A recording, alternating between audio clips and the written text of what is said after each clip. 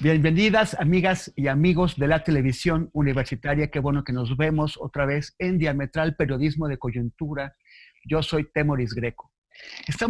Vamos a conversar con una fotógrafa mexicana y un antropólogo danés. Ellos viven en Copenhague, en Dinamarca, y han vivido, pues, desde ya todo este proceso de la pandemia, de confinamiento, y ahora están más adelantados que los países, bueno, que ese sector del mundo, que los países latinoamericanos, en el tema del desconfinamiento. Gracias por estar con nosotros, Claudia y Regnar. Hola, gracias, Temoris. Sí, gracias, Temoris. Hola, México. Claudia, Claudia es una fotógrafa mexicana, es activista. Ella es una de las principales impulsoras de una organización que surgió en 2014 a raíz de lo de Ayotzinapa, a raíz de la desaparición de los 43 estudiantes, personas mexicanas que viven en Dinamarca y se organizaron y que han seguido trabajando sobre temas relativos a México y a Dinamarca. Se llama, de hecho, Conciencia México-Dinamarca. ¿No es así, Claudia? Sí, así es. La formamos a partir de los hechos en Ayotzinapa, básicamente para dar a conocer aquí en Dinamarca lo que estaba sucediendo en México y generar con esto pues una ola de apoyo en estos países del norte. Y fue creciendo un poco hasta 2016, que creo, 15, que vino Peña Nieto aquí, que la armamos en grande, con un eh, despliegue de mexicanos por las calles y pudimos en realidad dar a conocer lo que estaba sucediendo realmente en México en esa época, ¿no? Entonces, sube y baja el movimiento en Conciencia México-Dinamarca, dependiendo de lo que esté sucediendo en En México. México.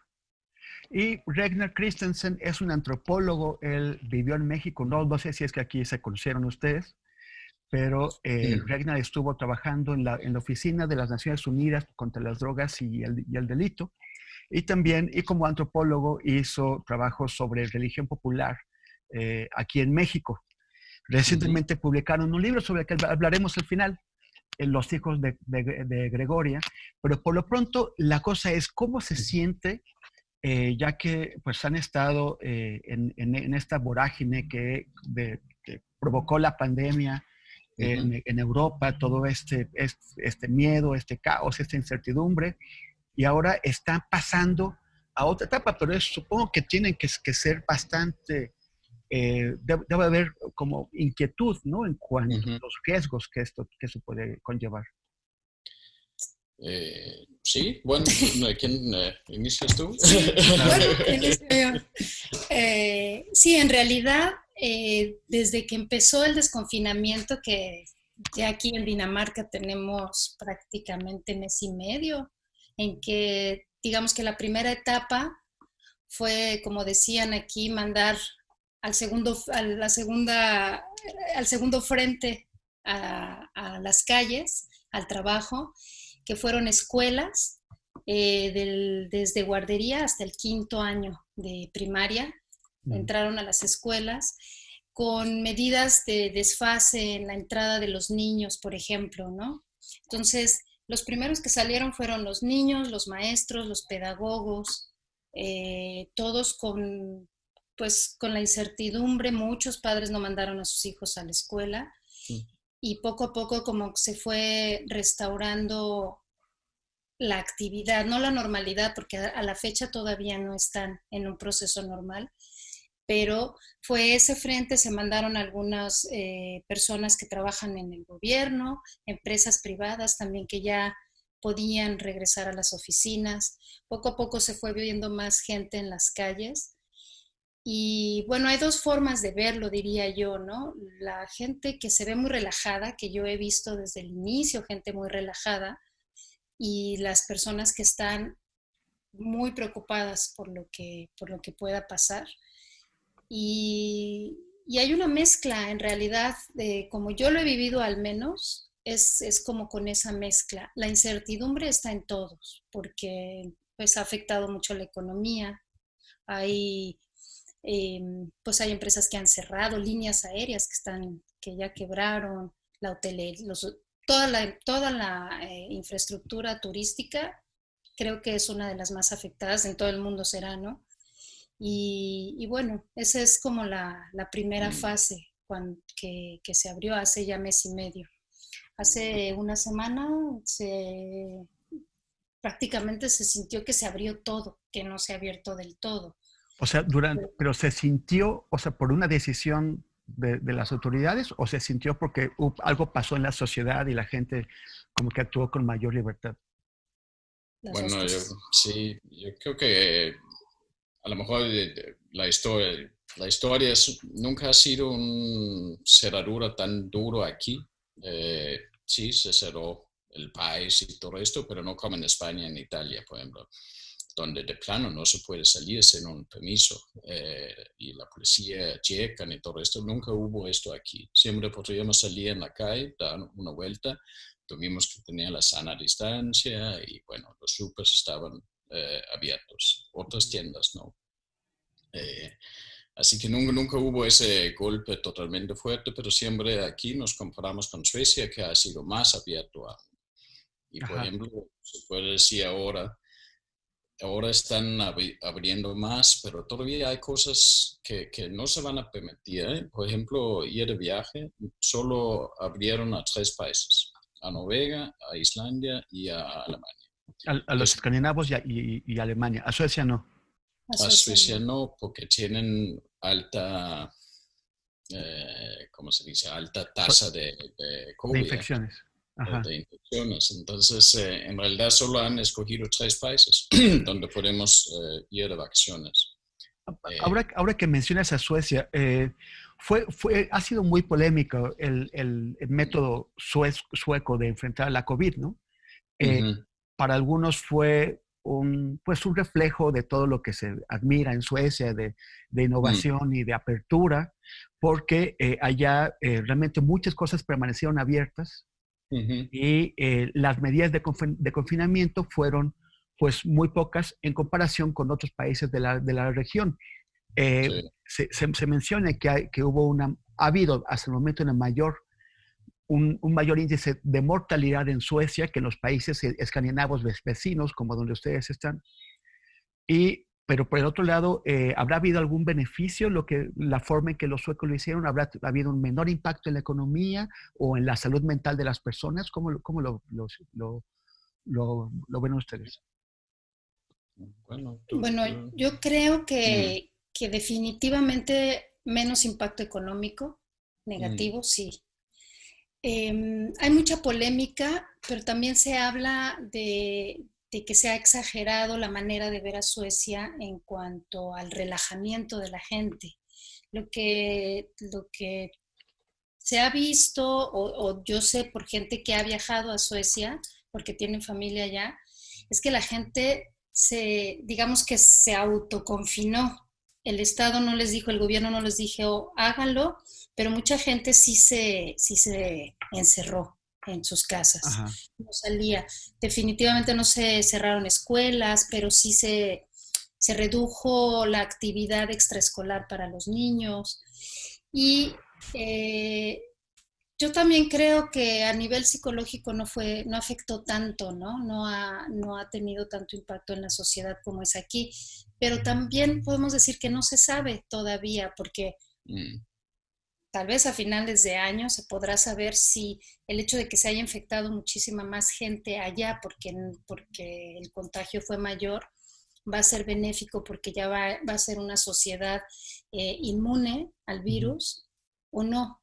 Porque aquí, por ejemplo, ahora con el desconfinamiento, tampoco es que no han subido las estadísticas de contagio cuando salimos a las calles en Dinamarca. Entonces, en realidad, desde mi perspectiva, hay una incertidumbre que todavía no se puede medir, aunque se ha criticado mucho a Suecia, ¿no? Como son países que además compiten constantemente, quién es el mejor en todo. Entonces, la crítica... Pues nosotros, claro. Yo como soy neutral... y por lo menos en fútbol, sí. Yo soy neutral y me gusta más la libertad, pero sí como que allá lo que ha pasado es que ha muerto mucho más gente y gente mayor, porque el virus entró a los asilos. Y ahí es en donde ya, pues desafortunadamente la gente mayor no la cuenta tanto, ¿no? Y la mayor crítica ha sido esa, incluso por la misma gente sueca.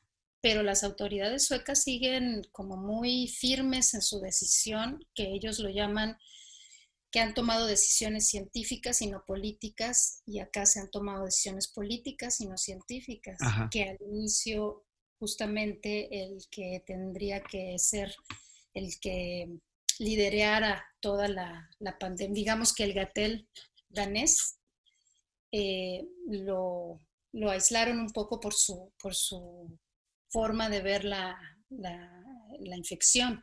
Él es epidemiólogo también, y entonces tenía como mucho esta visión científica de que no había que cerrar el país, por ejemplo, ¿no? Y esa crítica no gustó mucho, y entonces lo hicieron un poco a un lado, y las decisiones han sido totalmente políticas. Pero cuando hablamos de decisiones políticas, significa que las autoridades pensaron más, digamos, con una perspectiva electoral, o sea, de asegurarse el respaldo de la gente en lugar de tomar las mejores decisiones con base científica. ¿O a qué nos referimos con política? No, yo creo que aquí sí hay que pensar un poco en la cultura aquí, que sí es diferente. El Estado en realidad es la familia, y tenemos una primera ministra, es mujer. Entonces es muy, yo creo que culturalmente ella es como la gran mamá del sugar mamá, como en Alemania también pasa un poco con la Übermutter, que es Merkel. Y pues lo que no puede pasar para un tipo de Estado así es que sus niños mueren, ¿eh? Que digamos los daneses mueren. Entonces sí es bastante crítico para un Estado de ser firme, y en realidad han tenido éxito en cuanto a la corona, ¿eh? Luego lo que pasa con la economía y todo esto, bueno, esa es otra cosa, ¿eh? Y eso es lo que poco a poco está saliendo ahora, porque pues abren los centros comerciales ahora, pero no abren, por ejemplo, los museos, y pues esos sí son pleitos políticos, ¿eh? Porque los museos no y los centros comerciales sí. Ajá. Y evidentemente hay influencia de dinero y todo eso atrás de qué es lo primero en abrir. ¿Y cómo se explica eso? ¿Tú crees que hay más afluencia en los centros comerciales que en los museos? Definitivo, sí. Por lo menos el gobierno que tenemos ahora, sí, no son muy afanes un poco como yo veo a México ahora, ¿eh? En realidad no es la cultura de museos y esto es la cultura popular, que en realidad ese gobierno piensa en ese tipo de cultura, pero no en los museos y esto, porque es para la gente un poco más educado y cosas, digamos, la política sí se rige un poco más con clases de élite, no económico, pero educativa contra lo más popular. Y eso es como un frente político aquí. Entonces allá el gobierno danés también ve a la cultura como un capricho fifí, ¿será? Pues sí, se puede decir desgraciadamente, porque pues a mí me da pena, ¿eh? Pero bueno, pues ahí sí ya vuelve político en realidad, donde obvio, también hay hay mucha más gente que trabaja en centros comerciales, en los negocios, y es muy importante que la gente inicie a trabajar, porque el gobierno además paga a toda esa gente mientras que no trabajan. Esa ha sido parte del apoyo Así es. del encerramiento, ¿eh? Así que también hay algo por ahí. Oigan, pues llegamos a la mitad de nuestra entrevista. Les decía que se va muy rápido, pero vamos a hacer una pausa y regresamos en un momento aquí en Diametral Periodismo de Coyuntura por TV UNAM. Regresamos aquí en Diametral Periodismo de Coyuntura. Estamos conversando desde Copenhague, en Dinamarca, con Claudia Adeat y Ragnar Christensen. ella es fotógrafa y activista mexicana y él es un antropólogo con experiencia en México, pero ya hace muchos años que están de vuelta en Dinamarca. Y estamos hablando sobre el desconfinamiento. Ellos ya llevan 1 mes y medio de desconfinamiento en Dinamarca. Y algo que comentabas hace un momento, Regner, sobre en quiénes se ha cebado la, la, el problema, ¿no? ¿Contra quiénes ha ido? Más contra la gente que tiene bajos ingresos y que está más desprotegida. Aquí en México hay como una queja porque la primera gente que trajo los casos es la gente, son las clases que pueden viajar, las clases que pueden tener viajes internacionales, ¿no? En particular fue una situación con un grupo de gente que fue a esquiar a Colorado, a Estados Unidos, y regresó y todos ellos venían infectados y fue el primer momento en donde la exigencia de una cuarentena severa, estricta, aplicada por la policía, venía de las clases más altas. Pero esas clases han logrado aislarse, han logrado protegerse. Y ahora quienes están pues teniendo las infecciones más fuertes son aquellos que no pueden tener darse el lujo de quedarse en casa porque tienen que salir a trabajar y si no salen a trabajar, pues no comen. Claro, y bueno, sí, y yo creo que en realidad, pues lo mismo pasó aquí, exactamente lo mismo, ¿eh? Así que el mundo no es tan diferente, ¿eh? Justamente eran daneses que se fueron a esquiar en el norte de Italia, que llegaron con la corona ahí en último de febrero, inicio de marzo,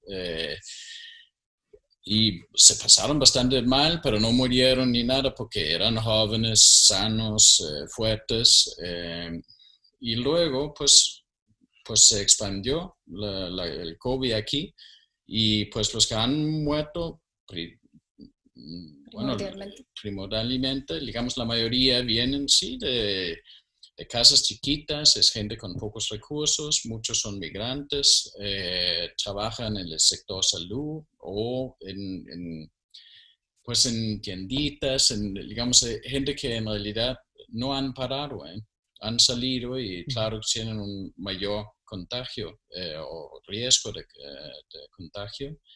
Y son más obesos, porque es simplemente un segmento que no tienen igual de recursos. No es lo mismo encerrarse en una casa grande con alberca y bueno, pues se pasa bien, ¿eh? Yo conozco un montón de gente que, bueno, esas vacaciones, ya están pasando vacaciones. Además, trabajando desde casa con su compu y todo esto, como pues aquí en realidad también estamos trabajando electrónicamente, pues hay gente que no pueden esto, ¿eh? Y sí, son los que más han sufrido del COVID, eso sí. Y por lo que ustedes han estado viendo, Claudia, han estado siguiendo, o sea, no solamente en Dinamarca, sino en los países de la región, el riesgo de que un desconfinamiento, digamos, errático o no suficientemente cuidadoso provoque una segunda ola, un retorno de la epidemia. Pues yo tengo algo ahí que justamente salió ayer. Es una nueva investigación de Inglaterra sobre justamente esto, pero que también han hablado mucho de esto aquí, ¿eh? A ver, suéltala. Y pues la gran mayoría en realidad no son contagiosos. Ese es lo chistoso, ¿eh? Hay unos superhumanos, parece que en cuanto al COVID, porque contagian a un montón de gente, pero unos pocos. Y el peligro es lo que ellos dicen, porque ya lo han investigado a fondo, justamente cuando se encuentran a 1,000, 2,000, 50,000, por ejemplo, un partido de fútbol, algo así, ese es donde más se expande esto, ¿eh? Por ejemplo, tuvimos una feria aquí de caballos en un pueblo ahí, de donde yo soy, de hecho, pero un pueblillo, ¿eh? Y por esta feria, pues ahí hubo un boom de casos COVID, ¿eh? En otras partes del país no había nada, ¿eh? Entonces, en realidad, lo que parece que es lo que más expande esto, porque pues ciertamente si vuelve a lo que era antes, pues el COVID va a volver. Porque pues es lo mismo, no tenemos vacuna, no hay nada en realidad diferente. Entonces, claro, no podemos hacer exactamente lo mismo. Y por esto, aquí por lo menos políticamente ya están manejando que no hay nada de conciertos, nada de partidos de fútbol. O, pues sí hay partidos de fútbol, pero en coches. Entonces se encuentran ¿Cómo en coches? en estacionamientos enormes, cada quien en su coche, viendo la pantalla mientras que juegan adentro. Como autocinema. Sí, pero son juegos digitales, o sea, son videojuegos. No, los jugadores están en el estadio, de hecho acaba de ser este fin de semana, juegan en el estadio y los coches afuera en el estacionamiento con megapantalla viendo el partido, ¿no? Para tener la sensación del público. Sí. Y tocan el claxon y todo esto, y digamos, se ve divertido en realidad, pero obviamente es una manera de hacer algo entre medio, pero no, yo creo que por lo menos ese sí tiene una perspectiva muy larga, hasta que se puede juntar miles de personas en estos mega eventos. Ese es en realidad el peligro más grande que apunta ahora. Todavía hay un montón que no sabemos con el COVID, pero por ahí anda la política. Ese de estar 50 personas y al súper, digamos, ese no es el riesgo mayor, parece. Sí, y eso hace que la gente también se relaje más, ¿no? Por ejemplo, ahorita como además salió el sol, que ha sido una de las cosas interesantes en este confinamiento, por ejemplo, a la segunda semana que entramos en confinamiento, salió el sol. Sale el sol por primera vez en 6 meses. Bueno. Claro que todos dijimos afuera y mucha gente salimos a que nos diera el aire y tomar el sol y bueno, entonces mucha gente también se puso en pánico y las autoridades y demás y cerraron lugares públicos, parques, y hay un puente aquí que tú conociste que es muy bonito, ahí se pone siempre los jóvenes a solear y demás. Entonces en ese sentido, la gente se ha relajado bastante, diría yo, y como estas noticias salen en donde, ok, no pasa nada si se juntan 50, pues la gente va relajándose cada vez más. Saber a ciencia cierta, nadie sabe a ciencia cierta qué es lo que está pasando, ¿no? O qué va a pasar más bien. Y con respecto a otros países, pues yo lo que he estado escuchando, por ejemplo, en España, que ya están a punto de abrir las playas de España para que llegue el turismo porque ya no puede la economía aguantar más. O en Inglaterra ya empezaron a ir a la escuela los niños, pero hay mucha gente que no quiere mandar a sus hijos, ¿no? Incluso aquí yo sí conozco gente que dijo, no, yo no voy a mandar a mis hijos a la escuela hasta que esto acabe, pero pues esto no sabemos cuándo acaba tampoco. Y como te decía hace rato, no ha habido un despunte de contagios, ¿no? Y tiene que ver con esta investigación que hablaba Regnar, en donde a menos que sean grupos enormes, pues entonces el contagio se dispara. Bueno, por ¿cómo se dice? Alguien que es muy fuerte. Súper contagiador. Que manda el contagio a todo el mundo. Es un súper contagiador. Sí, exactamente. Por ejemplo, en Corea también había uno, porque bajaban, y luego había alguien que se fue a todas las discotecas, no sé qué, en una noche se contagió a 7,000. Así que, pero bueno, sin saberlo. Es gente que de una manera tiene esa habilidad que pueden contagiar mucho, pero no, obvio, nadie lo hace en propósito. Pero bueno, si esa es la manera que contagia, claro que los que fueron a esos... a esquiar, porque ahí en Italia, en Austria, pues son bares, el afterski es enorme, son bares así de, pues, a veces de miles de personas, y pues ahí todos están muy juntos tomando cervezas, a veces del mismo vaso. Pues ahí sí, contagiaron a todos. Claudia y Regnar, nos quedan 4 minutos y no quiero que dejemos a nuestro público con la curiosidad de qué se trata el libro que ustedes acaban de sacar, Los hijos de Gregoria. ¿Nos pueden decir algo? Tenemos 3 minutos y medio, de hecho. Entonces, a ver, en tiempo récord.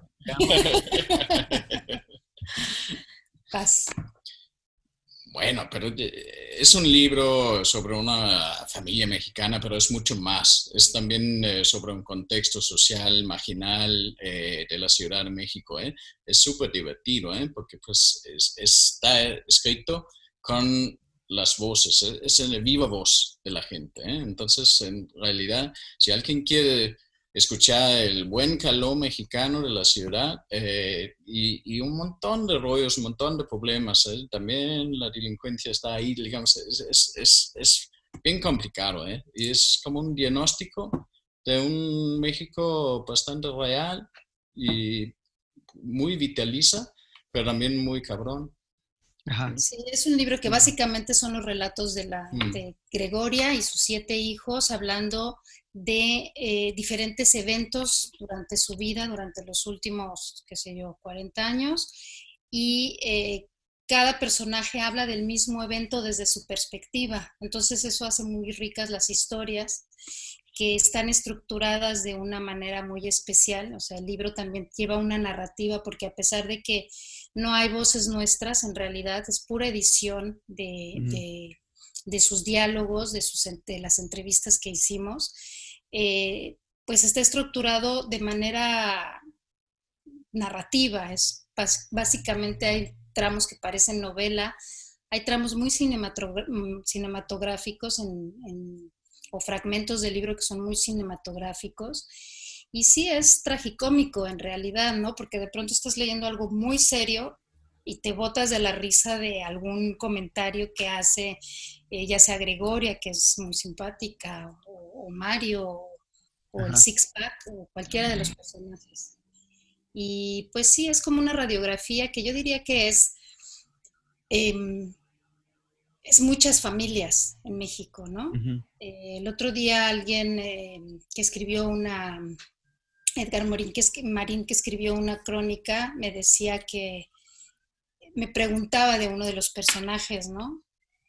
Y que si podía ser alguien que él conocía. Yo le dije, no, no es, pero hay muchos Six Pack en México.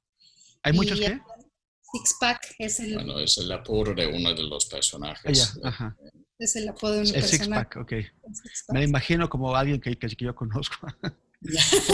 Seguramente, pero no, pero sí tiene su particularidad.